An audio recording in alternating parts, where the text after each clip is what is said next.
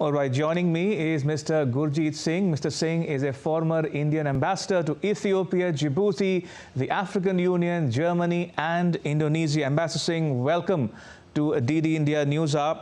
Now, before I come to the contemporary times, Ambassador Singh, give our viewers a historical perspective, if you will, on India-Kenya relations. How have the ties evolved over the decades?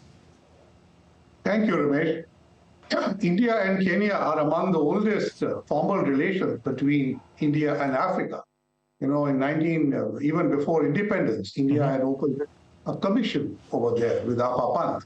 And during British times, Indian traders, engineers, and architects were all there building the railway, carrying out trade. The administration was almost common between India and East Africa. Indian law, penal code, rupee administration was all common. So there were very great commonalities which were strengthened after independence.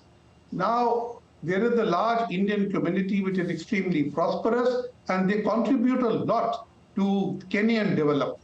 I think that is deeply recognized. So they have led the investment-led model of India-Kenya partnership. Kenya is important to us because it is on the Indian Ocean coast and an important port between India and the southern Indian Ocean. So in many ways, India and Kenya have a very strong old partnership nurtured by years of dialogue and partnership, particularly thanks to the Indian diaspora. Absolutely. It's interesting to know that, as you mentioned, India and Kenya shared a common currency. Is that correct, Ambassador Singh? Yes. Great. Now, coming to the present day, how would you describe or characterize the ties between India and Kenya today? So President Ruto's visit comes after a gap of 6 years by a Kenyan president, and Prime Minister Modi had done a significant visit in 2016. So I think PM Modi had a very good relationship with the previous president, Kenyatta, and his Prime Minister, Odinga. Now, Ruto is opposed to both of them. So he has been a new kid on the block with whom India did not have much of a relationship. But Ruto is a great pragmatist. He realizes the value of India as a leader of the global south, as a country which has contributed an immense amount of investment in Kenya, and how in the Indo-Pacific context, though he doesn't say so, there is an immense balance. So what Ruto has been trying to do is find more and more avenues of Kenya's development in which he wants to branch out of the stranglehold that China had acquired. In this, relationship with India is extremely important. And I think, therefore, the Ruto has already been to 45 countries since becoming president. And he's turned up in India now, right after the Conference of Parties on Climate Change in Dubai. So I think the situation is right today, because both Prime Minister Modi and Ruto, I think, understand each other well, because both of them have commitment to the global south.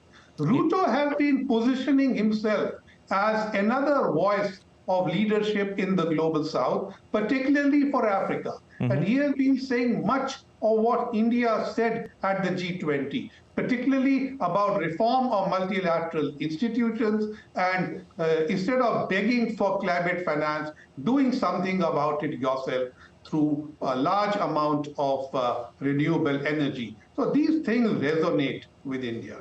Indeed.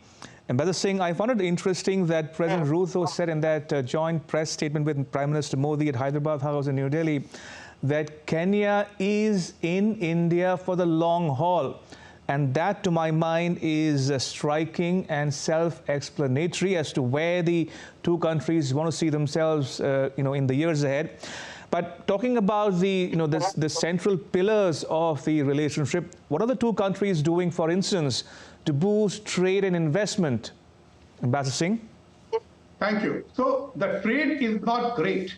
Our trade with Tanzania, whose president was here 2 months ago, is actually bigger.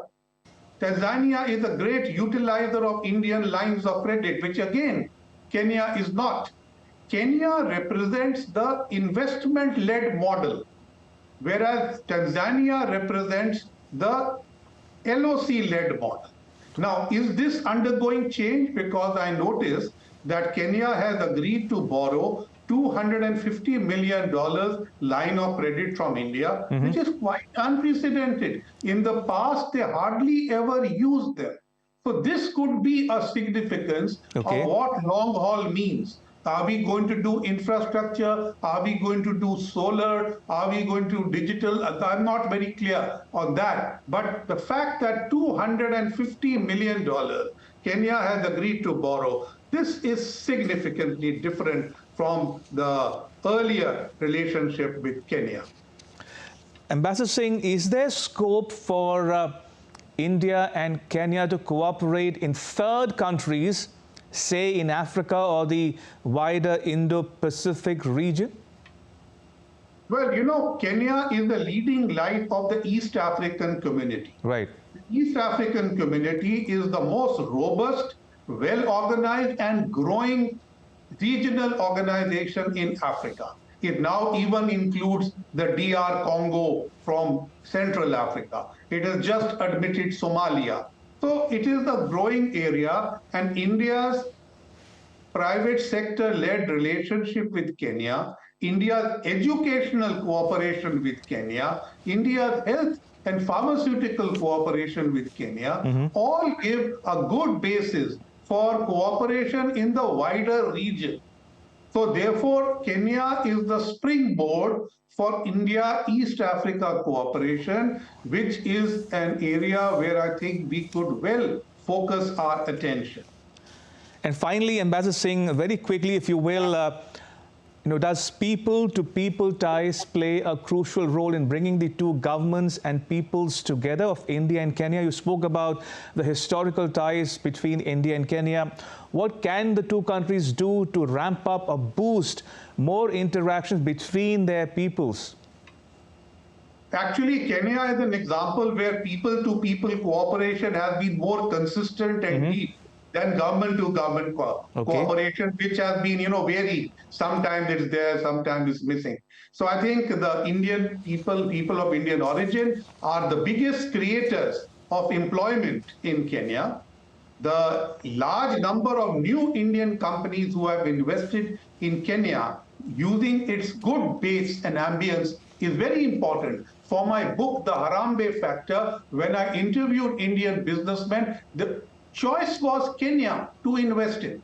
That was the number one choice. So I think there is very important relationship. The students are a very important relationship. Now I think there is an agreement between the IGNU and the Kenya Open University. So I think these are the areas where India and Kenya will continue to look, and certainly digital skills and digital finance are the two areas where I believe much more will be done in the years to come. All right, on that note, Ambassador Singh, thank you so much for that wonderful exposition and interesting insights